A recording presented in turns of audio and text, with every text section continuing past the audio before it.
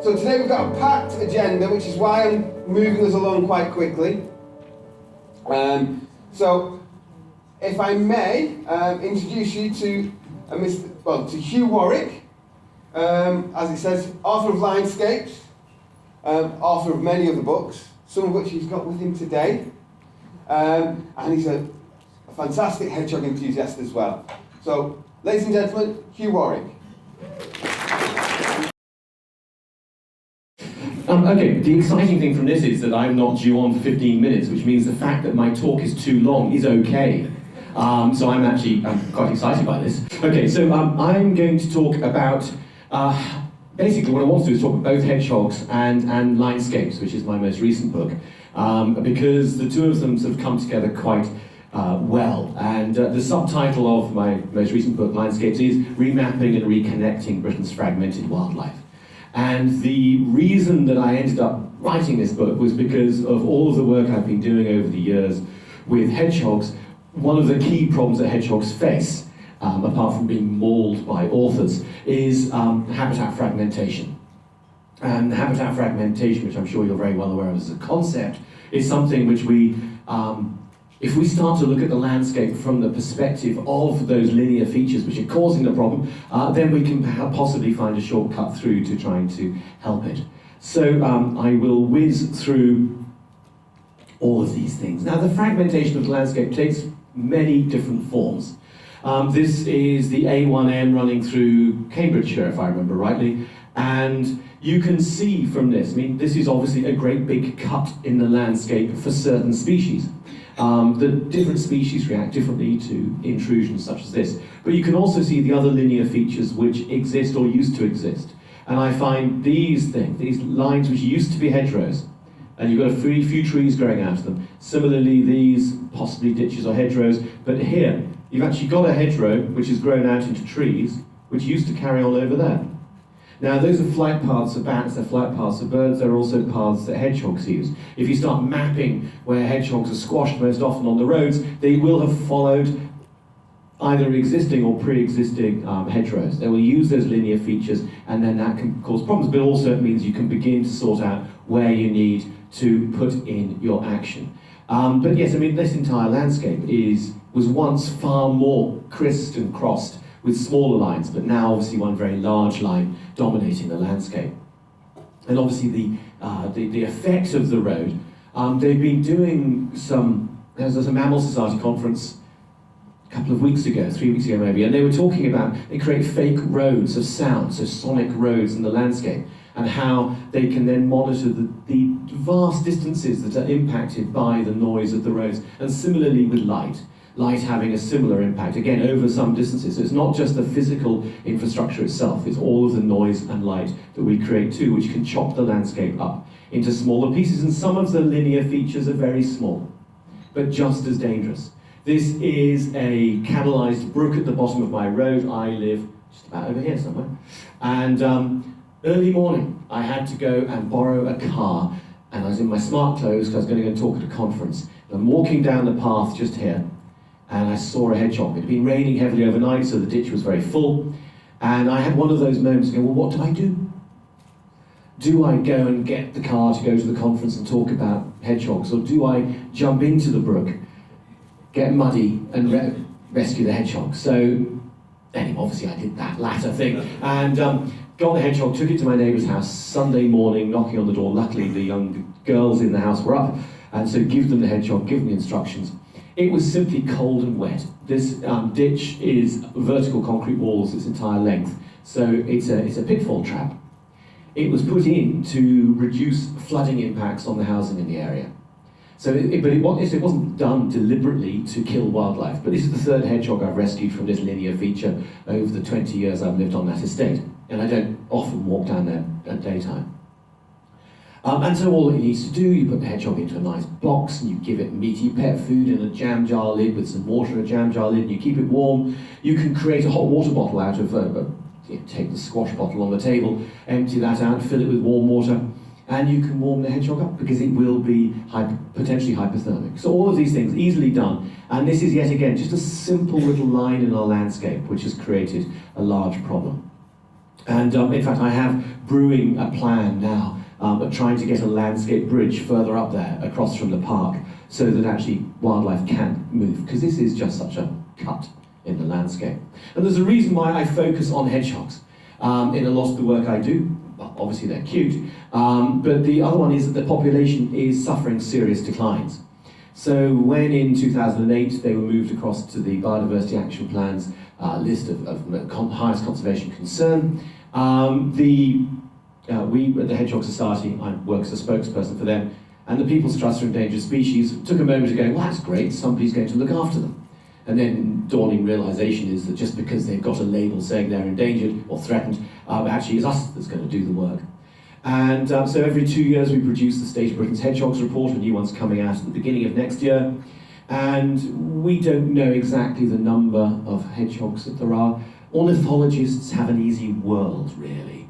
The things they count flutter normally diurnally and often make a noise and are often brightly coloured. And this is just, when you've got an animal which is nocturnal, secretive, and often quite grumpy, you end up finding counting them quite difficult. But what we do is use a series of measures. And unfortunately, one of the most effective measures we use is the simple fact that hedgehogs have not got any cleverer when it comes to crossing roads. And so there's a project run called Living with Mammals, called Mammal Roadkill, and this helps to look at the changing populations. So the more hedgehogs you've got dead on the roads, the more hedgehogs there are there. It is exciting to see a dead hedgehog in a slightly distorted way. What we know with some degree of robustness is that since the turn of the century, we've had an urban population decline of around a third and a rural population decline of a half and more in places. The Mammal Society has also done a survey. They reckon it was around a two-third population decline since 1995. With all of these sorts of figures, you begin to start to worry about what is the state of this. I think it's not unreasonable to suggest that we've had a population decline of between 90 and 95% since the end of the Second World War of the nation's favourite species. Every time there is a poll, every time the hedgehog wins, hands down. It is the nation's most popular animal, mammal, species, nature icon each time we do it. Yet we've lost such an enormous level of the population. And we get agitated because the charismatic fauna in developing countries are suffering similar levels of decline. But it's much easier to share a garden than it is to share with a hedgehog, than it is to share a garden with an elephant. You know, we should be maybe putting a little more effort into protecting our own before criticising the works of other countries.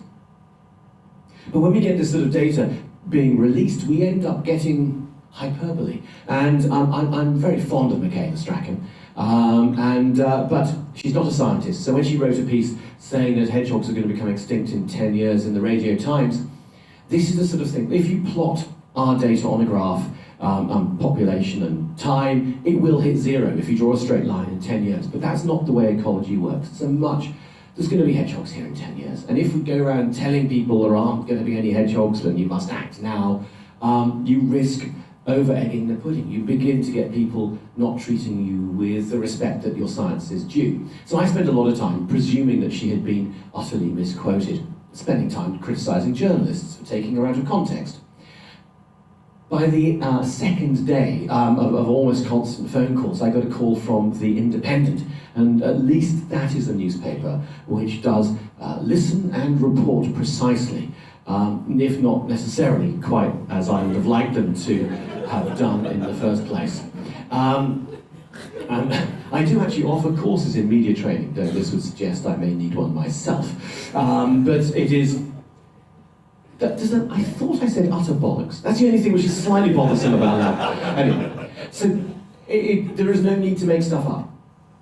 The population declines are serious enough. We need to start treating hedgehogs and all of the other related nature seriously. And this is because one of the biggest threats that hedgehogs face is habitat fragmentation. Now, their habitat is fragmented by badgers, by cars, by walls, by fences, by canals, by absolutely everything you can imagine. And the reason this is a problem is when you look at what a hedgehog can do. This is one male hedgehog over 12 nights, and it's an 18-hole golf course. It played an entire round, but didn't pay its green fees. But this is 30 hectares. That's a 30 hectare site which a hedgehog is using. And so the modelling which we've done from the data collected from radio tracking studies shows that a female hedgehog will have a home range of 10 hectares, a male hedgehog up to 30 hectares. They don't have territories, they don't defend their space, they share home ranges, mainly by simply avoiding each other. I have radio tracked hedgehogs doing a 2 kilometre movement in a straight line on a map in a night. They never walk in a straight line. It's really, really irritating when they do that. But they can travel really seriously long distances. So if we are splitting the landscape up into smaller and smaller pieces, we are stopping hedgehogs being able to move through the landscape. And what we ended up doing was running a modelling exercise, getting somebody way cleverer than me to do it, and found that for a minimum viable population of hedgehogs, so imagine this is a population on an island, and the island needs to have a starting population of 32 hedgehogs, and the island needs to be at least 90 hectares, nearly a square kilometre, the best hedgehog habitat. And all over the country, we are creating islands of fantastic hedgehog habitat. Some of them are obviously too small, like our gardens, but others, like this golf course. This is fantastic, but it's only 30 hectares. And if there is a major road there, and a canal here, and a major road here, and a lake here, then you've got an island. The hedgehogs can't come and go. You end up having a population which is there, but is gradually disappearing. An indication of how far they can move. This is an indication of how much I love technology, because radio tracking hedgehogs is very, very hard work. However, there's a little red dot going to appear on here, and this is the GPS tag on the back of a hedgehog. So there we go, the hedgehog is resting, it's daytime. The drift is due to the satellites rather than the hedgehog. And then here we go. This is how far, that's a gentle night, it's about 5 or 6 gardens that hedgehog used. Next night, the hedgehog gets up and it goes, I'm going to go for a run. This is speeded up, I should point out. And so they can move considerable distances. I was wondering, is it possible to maybe turn the lights down a bit, just because it might be easier to see the screen? Hedgehogs can easily use 20 gardens a night. So you then begin to look at the amount of fragmentation that's in place, whether it is from the small through to the enormous. And each of these blocks stops hedgehogs. And I'm using the hedgehog because it's an analogue for so much other terrestrial wildlife. And the blocks and the impacts are the same. Bats and birds suffer from habitat fragmentation too. This is the reason we set up the campaign Hedgehog Street. As you form an orderly queue to come and look at my books, I would encourage you to take Hedgehog Street leaflets. This is the top 10 tips of how to help hedgehogs. It's very simple, very straightforward. I can spin it out for 2 hours if you want, but I know Becky's going to wave at me. So pick up the leaflet and do good things. Mainly though, make sure hedgehogs can get into your garden. The easiest way to do that is to get an angry hedgehog and a large catapult and aim it carefully at the bottom of a fence. If, however, you are more sensitive about this, you can find other ways of doing it. There's a village north of Oxford where I live called Kirtlington, just on the beginnings of the Cotswolds. And I've been to the Kirtlington Wildlife and Conservation Society many times to do talks, and eventually they got fed up. They said, okay, we'll just do it, we'll do it. What they did was they got a big map of the village, and they looked at the minimum number of holes they would need to put in the fences and the walls to join the entire village up. But the village is mainly Cotswold stone, so they ended up being really clever about it. These are Neolithic monument-style designs. Other things involve negotiating with the vicar or using a large drill. And my neighbour's garden is 2.5 feet lower than his neighbour. My friend's garden is 2.5 feet lower than his neighbour's. And I said, well, what are you going to do about that? Yeah, maybe do a workaround. And he said, oh, it's fine, I'm going to build a staircase. So I assumed this was largely for show. Okay, we're overcoming habitat fragmentation, but this ain't going to happen because no hedgehog is going, yes, first night, his trail camera positioned somewhere out in the garden, hedgehog came through the hole, stopped, looked around.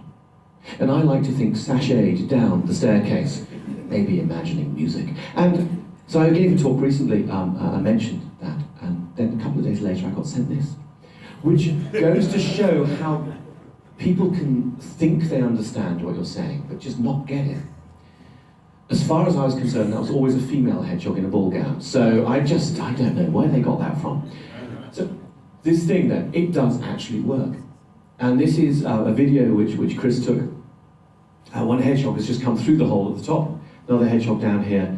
I'm only using the audio on the computer, so you may hear it. Basically, there's a traditional grumpy hedgehog noise, which is type thing going on. So I will fill in if you can't hear it. And then just watch what happens to this poor hedgehog. What it shows you, though, is that hedgehogs can use the staircases both forwards and backwards.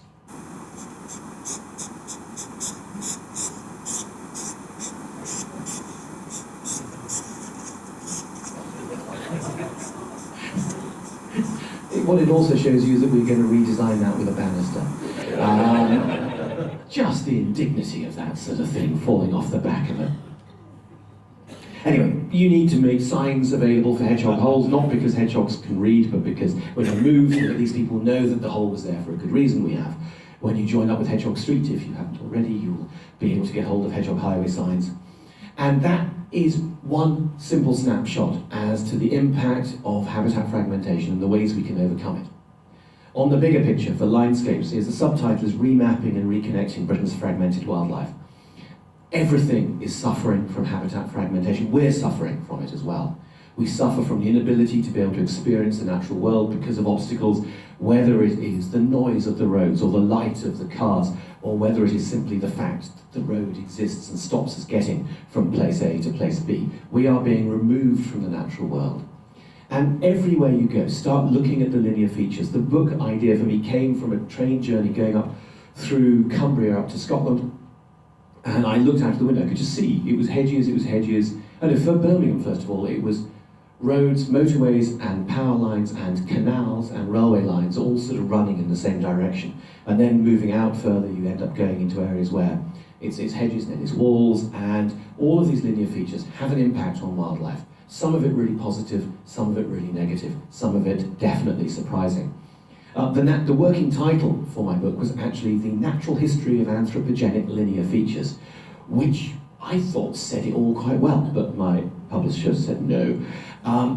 So we couldn't go with that, but that's essentially what I'm looking at. The book goes through each linear feature which I could find, whether it's from the archaeological lines through to hedges, dry stone walls, canals, power lines, ditches, dikes, roads, railways. All of these different linear features have impact. So this is a Dorset landscape, tree lines, hedgerows, power lines, and in between there, roads as well. Splitting the countryside up, or possibly connecting it. And from my perspective as a hedgehog lover, I do love going. I do a lot of primary school talks, and sometimes you will have to really work hard. Okay, so which is the favourite habitat of, where do you think hedgehogs like to live? Hedgehogs. Really, have a think. Houses? No. Hedgehogs. Where do you think the hedgehog really... Eventually you tend to get there. The hedge. The hedge is the starting point of nature's wildlife. I did a interview for... Actually, it's another one of those things where I said stuff I shouldn't have done and then it got reported. But I was doing an interview for The Guardian. They were... Patrick Barker, lovely guy, was writing a piece about hedgehogs. He's terribly apologetic, saying, I know you can write this, but I'm being paid and you're not. And he's saying, when was peak hedgehog? When do you think hedgehogs were at their happiest? And I was thinking, well, imagine the landscape before it. The hedgehog is an edge specialist. Their normal habitat, natural habitat, is woodland edge. Woodland edge is actually quite a rare habitat. So they would not have found tons and tons of that. But then come the enclosures. So I simply said, as John Clare was being sent mad by the enclosures, I bet the hedgehogs were skipping around going yippity-fuckity-doo. Not expecting him to actually put that into the newspaper. And my mother was so cross. She sort of collected a whole bunch of my articles and was really proud about it, but refused to put this one in the collection. And point is, around that time, as we split the landscape up again, but this time with hedgerows, we were creating a landscape really rich for hedgehogs and many other woodland edge species.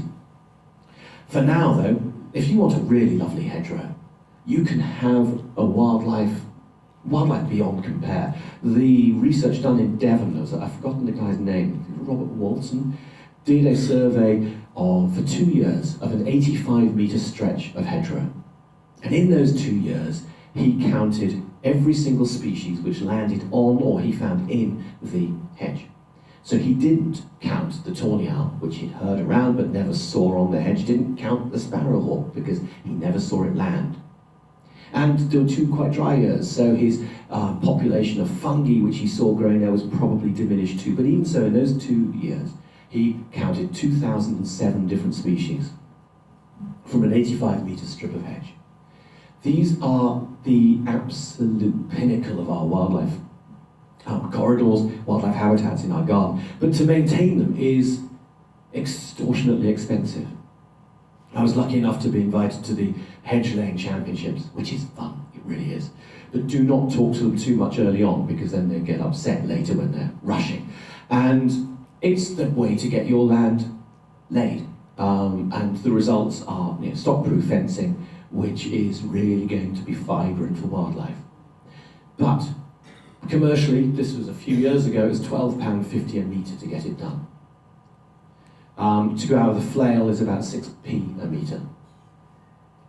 And so, the economies are obvious. This farmer was had a nice chat with him, and he used his hedges, these are his, as his calling card, and they were like an American Marine, a buzz cut, really, really neat, really tidy. And he was saying that's because he keeps his blades really sharp. But if you look at most hedgerow cutting, it's not as neat as that, and this actually has an impact. When you rip, you increase the chance of disease, and you increase the chance that the hedge will thin out even sooner. But even here, with all of his work, you can just make out through here, there's actually a fence behind it now with wire across it. And that's there because it's no longer stock-proof, because he doesn't have the resources to plant it up and to maintain it as one of those organisms which can carry on living and growing. And you keep on doing this, and eventually you get this, which is on a map, it'll be a hedgerow. We are around 300,000 kilometres down on peak hedge. I know the NFU got quite agitated with me a while ago and pointed out, well, we've planted 10,000 kilometres of hedge. How dare you? And I was just, yes, that's fantastic, but we're still 300,000 kilometres down. And around 60% of the remaining hedgerows are in poor condition in this sort of state. So this is a linear feature, which is a massive impact on wildlife, and one which we need to focus our attention on maintaining. I'm skipping off around lots of the different, missing loads of the linear features, because Becky will wave at me. Canals are something which I've always had a bit of a sort of dim view on, because my wife used to live in a narrowboat on the river, and so you'd go onto the canals warily because it just felt a bit dirty. But the canals have changed. I'm staggering. I mean, they were first of all the engine for the Industrial Revolution, and then they became the sort of the cesspit for the Industrial Revolution. But thanks to the amazing work of LTC Rolt and other people in the 1950s, they have re-emerged as something really quite special. This is the M42, this is the Grand Union Canal. It is not a very nice place to be, but just there was this, which, if you got down on your hands and knees and had a nice sniff, you get a little air of jasmine and tea and grass and a little bit of fish. Otter poo. So this environment is fantastic for otters now. It's a really rich space for otters, but it's also, the canals are a complete barrier to wildlife. I took a boat ride with a poet called Joe Bell, and we were moving from Birmingham down to Stratford, and she was having, it was such a lovely time. She had another writer on the boat as well. The other writer was a woman called Helen Cadbury. She was a crime writer. And as we travelled along, we were doing all the logs. Not 2 writers, but making notes. And I was writing about the linear feature and the wildlife, and I saw a toad, and I was excited. And I saw her scribbling notes, and I found out that she was writing about ways of disposing of bodies. And a little bit, then I found there was a muntjac floating, dead, in the water, covered in flies. And I was making notes about the impact of the barrier that these canals make, and she was writing notes about the decomposition of bodies in water. And then finally I got to this amazing part, a beam on part of the lock. And this is a leafcutter bee, watching the leafcutter bees flying into small holes in the beam with their leaves that they have cut. It's a pretty well-named species. And she was making notes, and I thought this time she must be making notes about the bees because this is so exciting. And it was actually, she was trying to work out how you could use the lock mechanism as a murder weapon. So you walk these things, you think you're having the same view of the world, but actually it can be very, very different. You know, the canals are an amazing corridor for wildlife, but you can't overlook the fact that they are also, for terrestrial mammals in particular, they're a complete obstacle. The railway network is an amazing network for travelling plants around the country. One of the most famous ones being the Oxford ragwort. 1760 or so, it came back from Sicily, planted in the Oxford Botanic Gardens, and very quickly spread across the city, growing on the walls and around the gardens of the colleges. And hence it got the name Oxford ragwort. But the trains came. And they jumped onto the trains and they travelled the length of the country. So the railways are absolutely crucial in this. Now, I was out with Network Rail, obviously you can't trespass on the railway line, and it was a fascinating and extremely hot experience because they only had winter PPE for me. I think it was a joke because it was one of the hottest days of the year, and when I took it off in the end, liquid poured out of the bottoms of, that's too much, sorry. But I was about to lie down to take a photograph of this, so it was lined up with the bridge. That would have been really cool, that photograph. No, don't do that, they said, don't do that, because this is one of the old-fashioned lines, where even though the train's only going past every 20 minutes, the toilets are rather rudimentary. And so, yeah, this place is misted with an extremely fertile mix of things, which meant that the bed of wild strawberries a little bit further on, and they were stunning. They were the reddest, richest, juiciest, undoubtedly sweetest strawberries in the world. There's no way I was eating those. But this quiet backwater of a line in Wiltshire was amazing. The amount of wildlife on the embankments, it was pretty much silent. It was like stepping back in time. It was peaceful, it was calm, there were birds. It was a line of connection of wildlife all the way along its route. And while I was out with the ecologist, what she was doing was looking for the hot spots of wildlife so that when they were redoing the signalling, they weren't going to sort of plonk the concrete right on top of the best bit. But HS2, for example, if they build it, HS1 is a case in point too. If you go along on that route through Kent, you look out at the window and you see the fence. And that is designed so that even a mouse is going to have trouble getting onto the line. They want to keep it a hermetically sealed unit because of safety concerns. So this is a fantastic linear feature, a wildlife corridor beyond compare. Oh, I wrote the book full of praise for Network Rail's work. And then last year, the story was broken about how the fact that they decided to overcome the problem of leaves on the line in a rather more crude manner. And they have set about now just destroying millions of trees on the network. And I haven't actually followed the story up, I probably should do, but it was one of those moments again, wait a minute, but this is such an amazing resource. I have a very mixed relationship with the road network. I cut my campaigning teeth sitting in front of bulldozers. This is at Twyford Down, this is now the M3, but when I was there, it wasn't quite so well developed, but richer in diversity. And an amazing spot Twyford Down was. And it was such an amazing experience to be part of a bunch. I was only an occasional visitor, but I'm still good friends with the people who lived on the land and maintained it as best they could, fought every step of the way.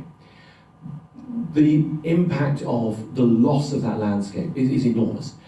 Absolutely, staggeringly now, there is serious conversation going on about putting in a land bridge across the cutting to rejoin up this amazing downland. Which, if they had just listened to what we were saying in the beginning, just put a tunnel in place, they would have saved themselves millions and millions of pounds and not completely destroyed this really rich, historic, prehistoric and natural landscape. We have also, so you lose the land with the road and you fragment the landscape with the road, but also you end up killing vast amounts of wildlife. This is a genuine project from Cardiff University. I kind of feel possibly they could have gone with a slightly more serious title for their work, but Project Splatter sort of does what it says. They count dead animals. And hedgehogs are right up there, badgers, 50-odd thousand are killed a year, but actually it's pheasants, which are the most commonly killed species and recorded because of a rather peculiar, I would suggest perverse habit of some people of breeding an alien species in its millions, releasing them into the wild and then shooting them for pleasure. But the impact of the pheasant is, it goes on beyond that because they strip mine the hedgerows of insect life and of small reptiles. And we haven't done the work, but at some point I would love to see it done, is mapping pheasant shoots and hedgehog distribution. Because hedgehog's principal diet coincides with pheasant's principal diet of macroinvertebrates. And I wouldn't be surprised if we find the presence of pheasants actually sees a reduction in a lot of really interesting wildlife.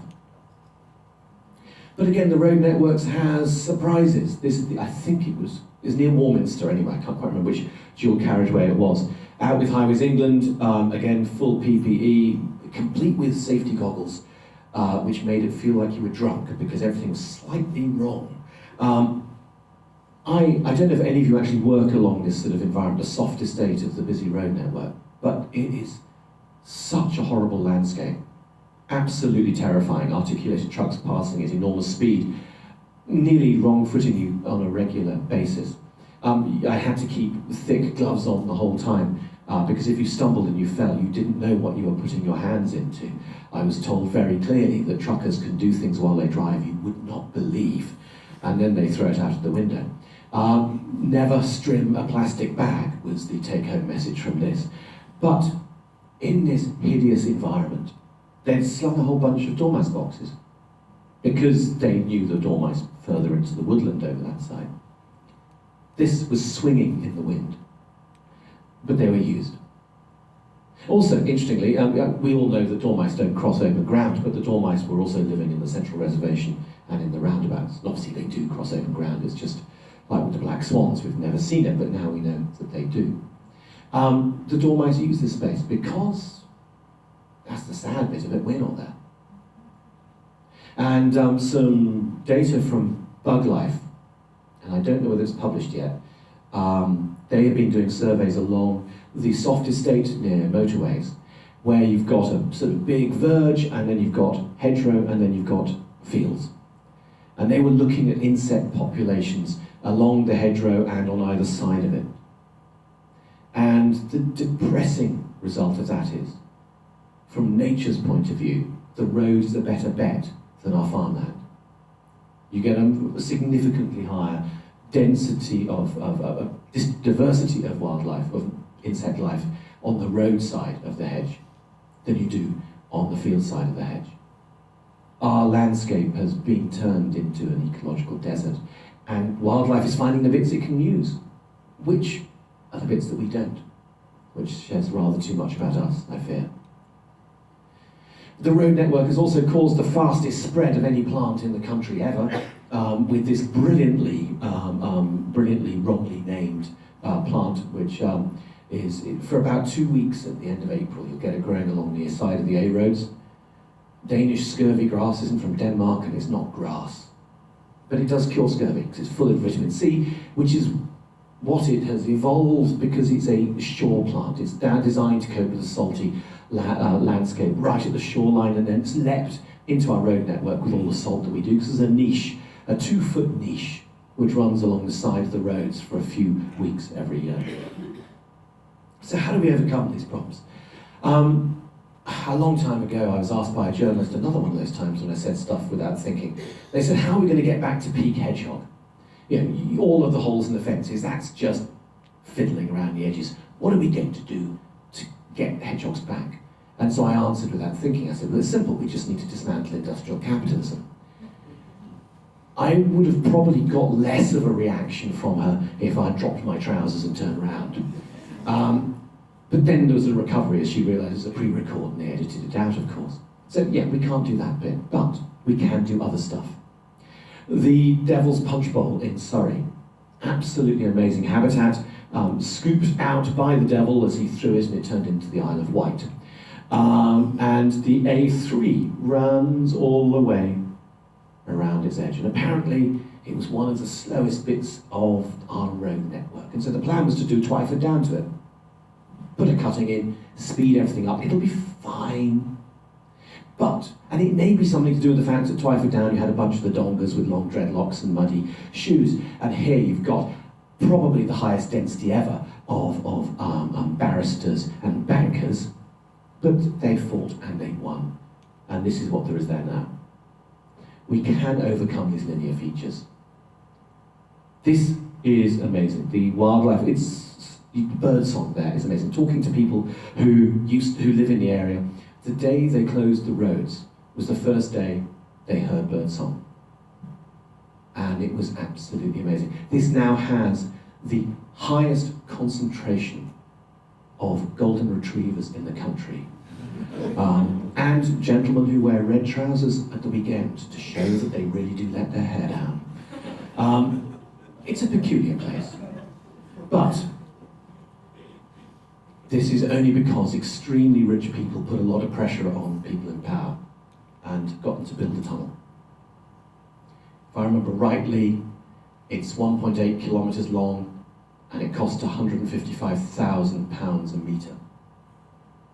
It's not cheap compared to maintaining Trident nuclear missile system. Easy peasy money, but yeah, we have to make priorities. So these things can be done. So how else can we tackle these things? Well, around the world, actually, people are treating habitat fragmentation much more seriously. This is, as I say, stolen from the internet, so I don't have the sources for them all, but certainly in the Netherlands now, it is the law that you cannot go doing a large infrastructure project which fragments the landscape. If you drive through, or get the train through France and Germany, similarly, you'll see landscape bridges becoming the norm. They're trying to retrofit the problems in the Netherlands as well. But similarly in British Columbia, I know one of those is certainly from there. However, the Christmas Island crab bridge is probably less relevant to us here. We can start to overcome these problems. This I think runs up to the motorway which goes to Manchester Airport. This is a relatively new construction. It's too small as a wildlife bridge, but it's been put in to protect badgers, if I remember rightly. But the thing which works about this for me is how it's been, you can see, obviously the funneling fencing is there, but the planting is to tie it into the networks that were there to encourage wildlife to use those areas. We can do this if we actually put our mind to it, if we start to treat nature seriously. And HS2, as I mentioned earlier, there was the grand plan for that. It may not happen now, it'll go the way of fracking. Oh, dear me. But wildlife trusts, the wildlife trusts, they said, well, okay, if you're going to do it properly. And so they came up with this idea for a green vision for HS2. And they point out that for this 300-odd mile absolute barrier to wildlife, you could create it into a 2-kilometre wide strip and have that as a corridor for wildlife moving up and down the country. You can run infrastructure through it as well, but you will have it as this absolutely amazing corridor for us.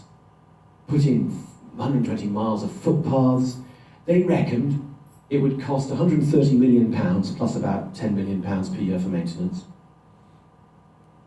Less than 1% of the entire HS2 budget. Of course they're not going to do that. But it's that sort of idea. If you start to look at the landscape seriously, you can make changes. The linear infrastructure network existed for a while. This is a bunch of the large agencies which all manage the linear features. And what they noticed was there's 400,000 kilometres of public roads, 16,000 kilometres of network rail, 15,000 kilometres of power line routes. And they all have associated soft estate.